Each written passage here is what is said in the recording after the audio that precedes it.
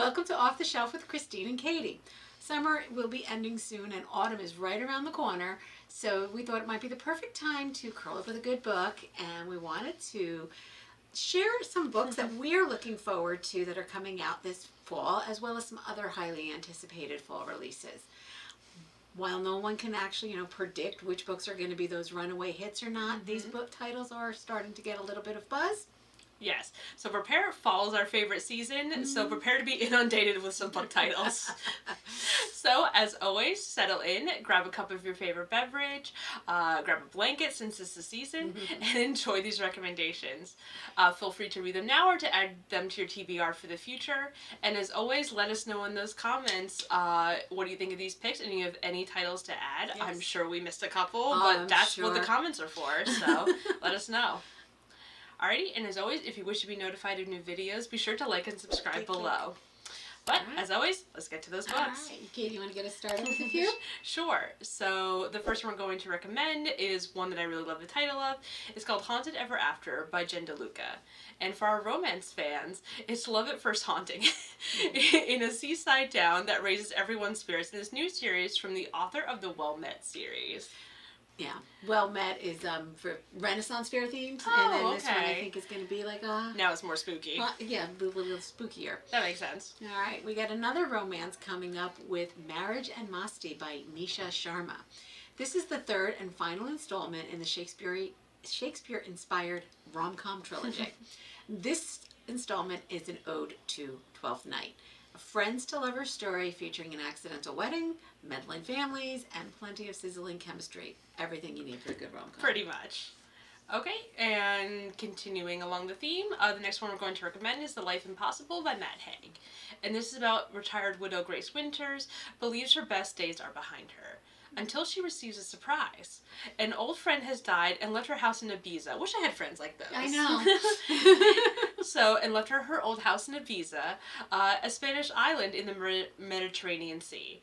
Before long, Grace is plunged headlong into a new community, with new adventures, new friends, and new lessons yet to learn.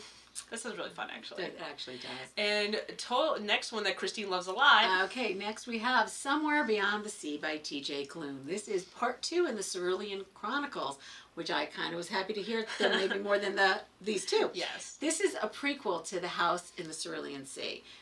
And it gives us Arthur's story. He's the master of a strange orphanage on a distant and peculiar island, and he hopes to soon be the adoptive father to the 6 dangerous and magical children who live there. I adored the first book, so I'm looking forward to this. Yeah, a lot of people love the first one, I heard.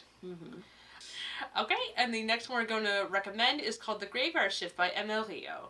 And it's a quick read, so if that's your interest, try to check that out. And it is a group of night shift workers cross paths nightly in their local cemetery to smoke, talk, and ease their insomnia. Basically, a great way to spend the next couple hours.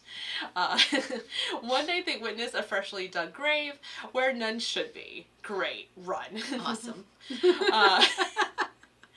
When the gravedigger returns, they trail them and realize they may spend the remaining darkest hours of the night trying to find out why it's there. Greatest news ever. Run. But no, let's follow. Hey, you work the night shift, it can get a little boring. Well, exactly, so. Alright, next up we have Intermezzo by Sally Rooney. And we have Irish brothers Ivan and Peter Koblik. They're navigating life after their father's death in this latest Sally Rooney novel. Peter is a lawyer in Dublin, while Ivan is a competitive chess player with social anxiety. They're brought together by their father's death, and their lives are forever changed. She always writes really well. Family get together. Yeah. Okay, and the next one we're going to recommend is called Connie by Connie Chung. Very, very good title. And as the first Asian American journalist, Connie Chung offers a no-holds-bar account of her life, filled with many firsts, in a traditionally male-dominated field. She offers a behind-the-scenes look at the newsroom, as well as the stories behind some of her career-defining reporting, which is really cool. I do look forward to that. It should be really interesting. She had a really long career. Yes, exactly. It should be interesting. Next up, we have a YA pick, but it's another one I'm excited for. It's Wrath of the Triple Goddess by Rick Riordan. Percy Jackson, now a high school senior, needs 3 recommendation letters from the Greek gods in order to get into New Rome University. He's earned his first one by retrieving Ganymede's chalice. Well, time for letter number 2. The goddess Connie has offered an opportunity to pet sit her mastiff, Oh boy. Hecuba, and her polecat, Gail, over Halloween week. How hard can that be? Has he ever seen a mastiff? Well, it's a great nod to those who've grown up with the series, Yes. or grew up with the series with their friends, with their kids. So it's fun. Mm-hmm. And the next one is by an author we love. We can't recommend her more. Is So Thirsty by Rachel Harrison. And it is about an odd couple pair of best friends. Sloane and Naomi finds their lives eternally changed after a wild night out with strangers turns horrifying. Rachel Harrison is a featured author in our Summer Scares reading program, so be sure to check that out. And as well, check out our author talk from her from last year. We had a blast talking to her, and I look forward to talking to her again. More supernatural creatures. Always great. Oh, yes. All right. Next up, we have Counting Miracles by Nicholas Sparks. And this one's about 3 strangers' worlds. They're about to collide, changing the trajectory of all of their lives. Mm-hmm. Because some paths cross, some merge, and others guide you home. Mm-hmm. It's an emotional novel about wondering if we can change or even make peace with the path we've taken. Typical Nicholas Sparks type theme. Oh, yeah. But I read a little bit more into it. It looks really kind of interesting. Yeah. I mean, he writes beat by beat stuff, so I can't see why he would fail at this one. Okay, and one that I really love the title of is called Farewell Yellow Brick Road by Elton John. And it is a full-color celebration of Elton John's final tour. He shares his fondest memories, most unforgettable moments, and previously untold stories from the tour.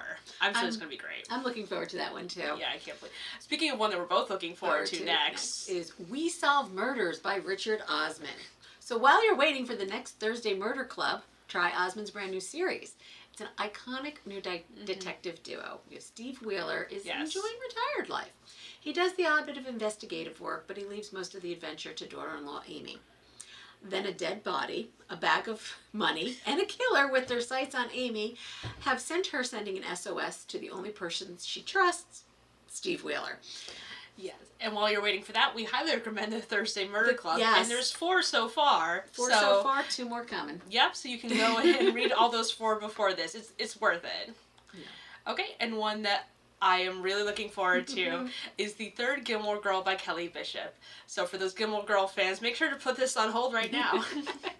So in this memoir, Bishop reflects on her remarkable life and 6 decades spanning career, from her Tony Award-winning performance in The Chorus Line to her iconic role as matriarch Emily in Gilmore Girls. She shares some of her greatest stories and life lessons learned. I'm sure it's full of witty insights, as expected from a novel about Gilmore Girls. I'm hoping she'll do her own audiobook for this. It's really worth your time. So while you're waiting for this, Gilmore Girls is a really easy show to binge. I finally have Christine watching it. Then next up, we have another memoir. This one is, actually, a biography. This is John Lewis, A Life by David Greenberg. This is the first major biography of Lewis, the conscience of Congress, since his death.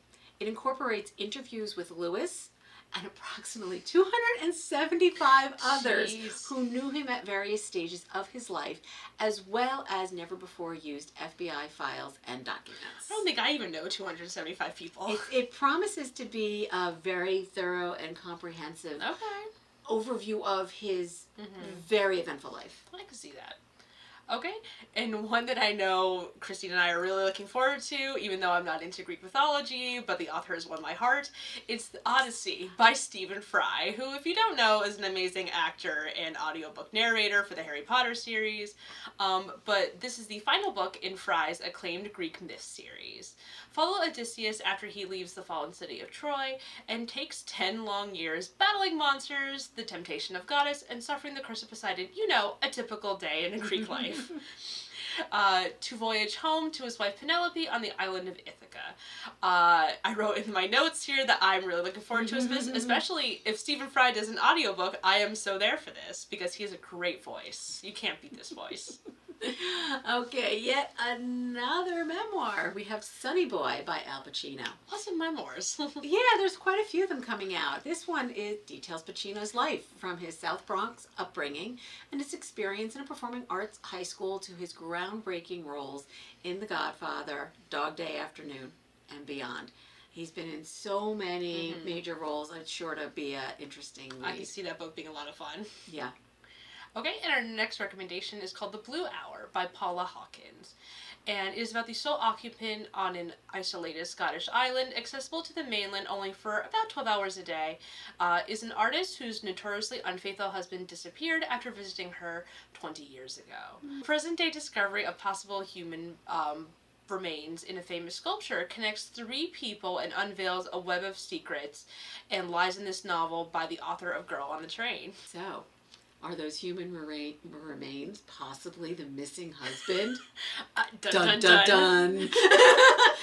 Obviously, it's a locked room mystery, so I'm sure it's going to be great. We're all over that. Next, we have The Mighty Red by Louise Eldridge. With a wedding on the horizon, complicated by a love triangle, a North Dakota community grapples with climate change and the 2008 economic collapse in the sequel to The Beat Queen. Okay, and our next recommendation by an author I know Christine really loves and that I really need to read his first one is Into the Uncut Grass by Noah Trevor. So from the author of Born a Crime comes this fable about resolving conflict for readers of all ages. Fully offers Serger's signature wit and imagination, and I'm really looking forward to reading this because his humor is amazing. It is, and it looks to be like a short, quick read, which is lovely with fables, so it's like a family read for everybody. Especially in the fall with the nice weather. You can't beat that. All right, next up we have Guide Me Home by Attica Locke. This is the conclusion to the Highway 59 trilogy, and it finds Texas Ranger Darren Matthews investigating the disappearance of a black college student from an all-white sorority house. And soon he finds out that nothing is as it seems, which is kind of typical in these books of his. He's like, he's that, imperfect hero? Oh, yes, the imperfect hero. Yeah, yes. They're really good reads. Mm-hmm. All right. All right, and the next one is from an author I'm sure you've heard us mention before, and this is The Boyfriend by Frida McFadden. And this is a new thriller by the author of The Housemaid. And it's about Cindy's new boyfriend is utterly perfect, allegedly. He's charming, handsome, and works as a doctor at the local hospital, which is always a plus. Yeah. Then the brutal murder of a young woman, the latest in a string of deaths across the coast, confounds police. The primary suspect, a mystery man who dates his victim before he kills them. She should feel safe, but she can't shake her suspicion that maybe her boyfriend just isn't so perfect. Suspicious. Then we have The Sunflower House by Adriana Allegri. This one is family secrets come to light as a young woman fights to save herself and others in a Nazi-run baby factory. A real live Handmaid's Tale during World War II. It is a historical fiction, so it is based on some unfortunately terrible things going on. Yes. And once you're done reading that, a little bit of a lighter read will be A Witch's Guide to Magical Innkeeping by Sangu Mandana. And it's about Sarah Swan was once one of the most powerful witches in Britain until she resurrected her great aunt Jasmine from the dead, lost most of her magic, and is now exiled from her magical guild. Unfortunate thing for a witch. Now she helps Aunt Jasmine run an inn where she deals with her quirky guest shenanigans and longs for a magical future for the magical future that she lost. Running an inn, reclaiming lost magic, and staying one step ahead of the Watchful Guild is a lot for anyone, but Sarah is about to discover that she doesn't have to do it alone, that the weird, wonderful family that she made might be the best magic of all. Aww. Honestly, I love these little witch stories of families. They always seem to have like a found family. All right. Speaking of an author we love. Next up, we have Wind and Truth by Brandon Sanderson. Over a decade after its start, Brandon Sanderson is closing off the first era of the Stormlight Archives series of books with its fifth part. There's a total of 10 to come out. This is the first half. I debated letting people know what this was about, because if you haven't read the series, It's going to be a little lost on you. A great epic fantasy series. But here we go. Dalinar Kholin has challenged the evil god Odium to a contest of champions. And the Knights Radiant and the nations of Roshar have a mere 10 days to prepare for the worst. The fate of the entire world and the Cosmere at large hangs in the balance. This series is reminiscent of Lord of the Rings, Game of Thrones. It's excellent if you're up for the challenge. These are not light books. 1,000 pages a clip.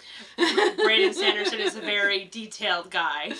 And then here we have a little teaser for you, because originally thought to be released this coming December, the third installment in the Empyrean series by Rebecca Yarros will not be released until January 2025.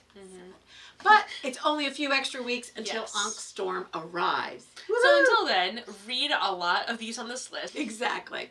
But we hope you enjoyed these picks and maybe found a few that you could add to your reading list.